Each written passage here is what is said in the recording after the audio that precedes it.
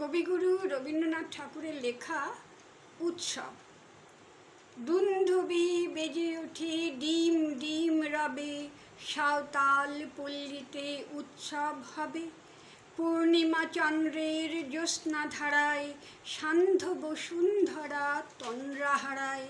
তাল গাছে পল্লব চয়, চঞ্চল হিল্লোলে কল্লোলময়।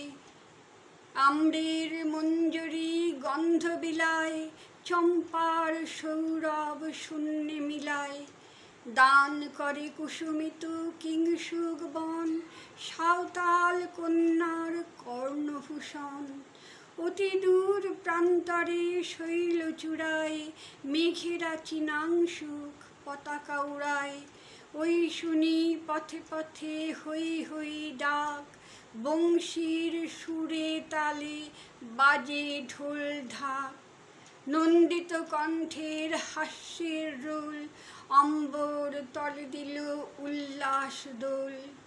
ধীরে ধীরে সর্বরি হয় অবসান, উঠিল বিহঙ্গের প্রত্যুষ গান। বনচূড়া রঞ্জিল স্বর্ণলেখায়, পূর্ব দিগন্তের প্রান্তরেখায়।